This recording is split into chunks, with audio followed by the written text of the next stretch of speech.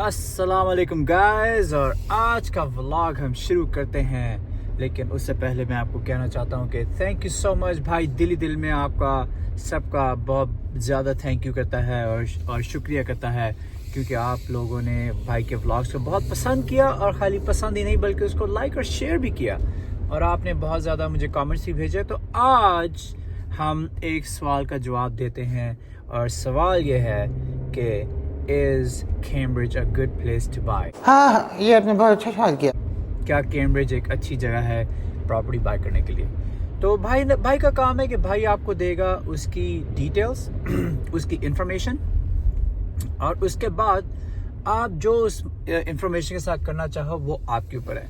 तो भाई आपको बता देगा कि कैम्ब्रिज के अंदर आप क्या कर सकते हो, उसकी क्या अच्छी बातें हैं, और शायद क्या चीज़ें आपको पसंद ना आए, तो आप फिर उससे आप अपना डिसीजन बना सकते हो।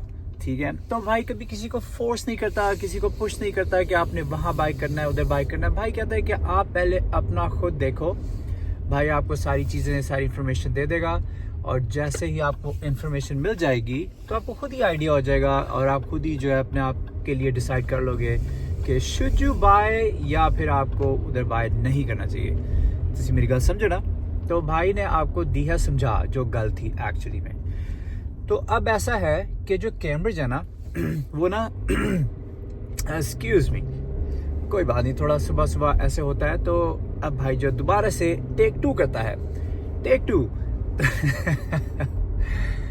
कैसे आपको तो पता है ना कि ह्यूमर के बगैर व्लॉग नहीं बनेगा। टेंशन में किसको होना चाहिए? आपको। मैं हूँ ना टेंशन में, तो मुझे रहने दे टेंशन में, आप क्यों टेंशन में? यार ये ना आजकल भाई का जो है ना वो कुछ वेदर ऐसा है कि कुछ ना कुछ चलता रहता है, पर कोई बात नहीं। फिर दोबारा से कहते हैं टेक 3। तो कैम्ब्रिज की जो सबसे पहली अच्छी बात है ना वो है कि वो अफोर्डेबल है। ठीक है, तो compare to Mississauga, Toronto, Oakville, this place is very affordable. ਤੁਹਾਨੂੰ ਕਰ ਲੈਣ ਵਾਸਤੇ ਤੁਹਾਡੇ ਲਈ ਪ੍ਰਾਈਸਾਂ ਬਹੁਤ ਚੰਗੀਆਂ ਨੇ। ਤੁਸੀਂ ਕਹਿਣਾ ਕਿ ਯਾਰ ਵਾਹ ਕੀ ਪ੍ਰੋਪਰਟੀ ਤੁਹਾਨੂੰ ਲੱਭ ਜਾਣੀ ਹੈ ਇੱਕ ਚੰਗੀ ਪ੍ਰਾਈਸ। तो कैम्ब्रिज इज़ वेरी अफोर्डेबल। तो उसमें से अगर देखा जाए तो अफोर्डेबिलिटी फैक्टर जो है ना वो बहुत ज़्यादा है इन अ वे। ठीक है, फिर उसमें आ जाता है जी कि आपके पास जॉब मार्केट जो है ना वो भी बहुत अच्छी है। फॉर एग्जांपल कि वाटरलू के अंदर अब टेक कंपनीज हैं। अगर आप टेक हो, या फॉर एग्जांपल गूगल के पास आप या गूगल में काम कर रहे हो, तो आपके पास ना आईटी की इंडस्ट्री भी है, और वहाँ पे जॉब्स जो है ना वो आसानी से आपको मिल भी सकती हैं। अगेन ये आप पे है कि किस इंडस्ट्री में आप हो।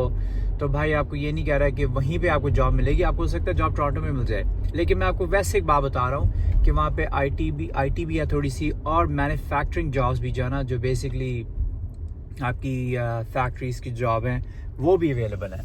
हमें मालूम है आप यहाँ से अगर देखा जाए ना तो कैम्ब्रिज तो है जी चंगी थां। जे ते तुसी चाहते हो कि तुसी जाके चैकआउट करो ओनू, ते फिर तुसी इंज करो कि बैठो गड्डी विच, चंगी जी चाह लवो, ते फिर जाके कैम्ब्रिज घुमाओ। फिर तुहानू आप ही पता चल जाना कि ए वो थां हैगी है जिथे तुसी मूव होना है कि नहीं। ठीक है,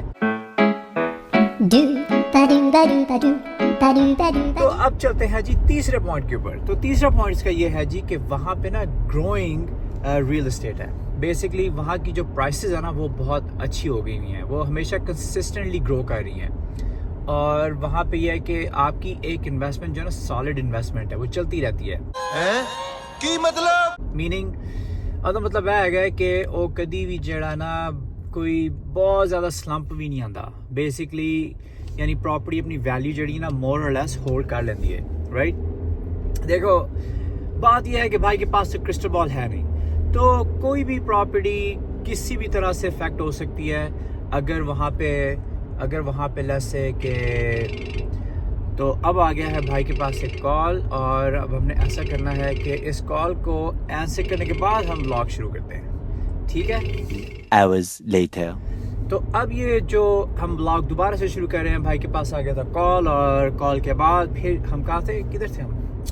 जी हम ये कह रहे थे कि अगर आपकी कल को कुछ भी हो सकता है, तो ये नहीं हो सकता, कोई भी इसकी डेफिनेट आंसर नहीं दे सकता कि आपकी प्रॉपर्टी की प्राइस हमेशा ऊपर ही रहेगी या नीचे नहीं जाएगी, लेकिन आप एक बेस्ड ऑन नंबर्स पे आप थोड़ा बहुत कह सकते हो। राइट, तो इसीलिए कैम्ब्रिज में जो है ना बड़ी स्टेबल इन्वेस्टमेंट है और वो इवन के स्लाइटेस्ट छोटी छोटी परसेंटेज से भी ग्रो करता है तो ग्रो कर ही रहा है, राइट। तो दैट्स अ गुड न्यूज़। फिर वहाँ पे फ्रेंडली इन्वायरमेंट है और वहाँ पे जो है आपके पास सीनिक व्यू बहुत ज़्यादा है। आहा, देख की खूबसूरत नजारा। कि आपके पास ट्रेल्स बहुत ज़्यादा हैं, ग्रैंड रिवर है वहाँ पे। तो अगर आप चाहते हो कि आपने पिकनिक शिकनिक करनी है तो तुसी जा सकते हो ट्रेल से या कोई ऐसी था they and you can have a good time. तो उस हिसाब नाल देखा जाए तो कैम्ब्रिज को यह चीज़ हैगी है, राइट।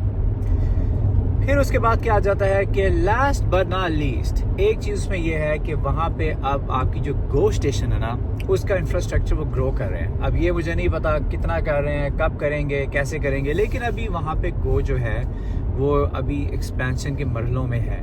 तो इसका मतलब ये है कि वहाँ पे गो भी है, यानी public transportation is a good thing. तो आप वहाँ पे भी जाके जो है आपको ये नहीं होगा कि कोई पब्लिक ट्रांसपोर्ट नहीं है। तो ये एक अच्छी बात है और इस चीज़ से आपको देखना चाहिए कि क्या आप वहाँ पे रहने के बाद आप ये चीज़ें यूज़ करोगे कि नहीं। अब आपको भाई बताएगा 2-4 चीज़ें जो शायद आपको पसंद आए। यार कैसी बातें करते हो। पहली बात तो ये कि कैम्ब्रिज के हिसाब से वहाँ पे जो ट्रैफिक है ना वो बहुत ज़्यादा है, क्योंकि कैम्ब्रिज जितना बड़ा था नहीं पर अब हो गया हुआ है। तो the traffic is very very like बाबर ऐसे बहुत ज़्यादा उसके अंदर जो है ना टाइम लग जाएगा आपको। अगर आपने एक जगह से दूसरी जगह जाना है तो आपको बहुत ज़्यादा टाइम लग सकता है। तो ये एक चीज़ है जो ट्रैफिक की आपने वहाँ पे देखनी है। एक बात और दूसरी बात यह है, दूसरी चीज़ उसमें यह है कि आपके पास है जी जो आपके हाउसिंग है ना, अगर उसके पास क्या है जी, हैंग ऑन क्या था, मैं भूल गया हूँ भाई, क्या था, ठहरे भाई को भी याद आएगा तो भाई आपको बताएगा। महफिल रंगीन है, मामला संगीन है।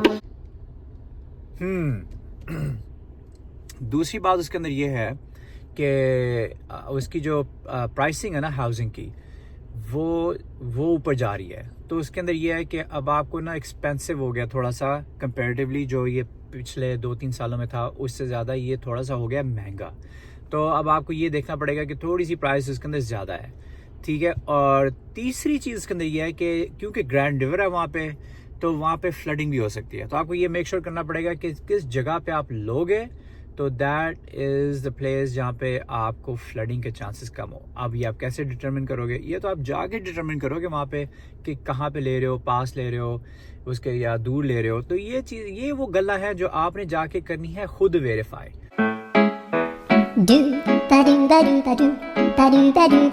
तो ये आपके लिए कोई वेरीफाई कर नहीं सकता। अगर कर भी देगा तो कोई ऑथेंटिसिटी नहीं है कि वो 100% ही सच होंगी। तो आपने जाना है खुद और वहाँ पे जाके चेकआउट करनी है प्रॉपर्टीज़ पहले, फिर आपको खुद ही आइडिया हो जाएगा कि आपने उत्थे लेनी भी है प्रॉपर्टी कि नहीं। आप समझे ना भाई की बात।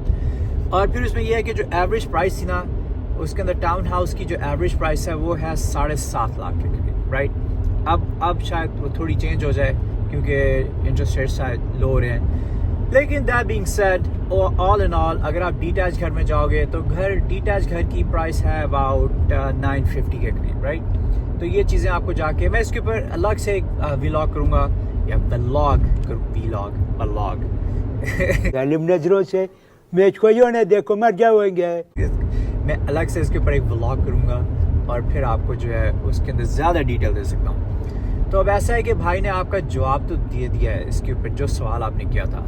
हाँ जी, मैंने आपको जवाब, बड़ा कामल जवाब दिया है। तो अब ऐसा है कि आप जो है ना भाई के चैनल को सब्सक्राइब कर दो फटाफट और कमेंट ड्रॉप कर दो और लाइक और सब्सक्राइब मैं कह चुका हूँ कि नहीं, अगर मैंने नहीं कहा तो मैं फिर दोबारा से कह रहा हूँ, like subscribe and share this, ऐसे कहते हैं ना, बिल्कुल ऐसे कहते हैं। तो आपने जो है ना ये जो भाई की वीडियोस है ना ये तबर्रुक की तरह बांट देनी है ताकि सबके लिए आसानी हो जाए, सबके लिए सबको पता चल जाए कि क्या इन्फॉर्मेशन आ रही है। क्योंकि मेरे पास इन्फॉर्मेशन जो है ये आपको मैं दूंगा तो तभी आप उस चीज़ को अंडरस्टैंड करोगे ना। और ये इन्फॉर्मेशन आपने अंडरस्टैंड करनी है और मुझे पता है, करने के बाद जो है ना फिर अपना डिसीजन, इन्फॉर्म्ड डिसीजन जिसे कहते हैं, वो आपने करना है, ठीक है।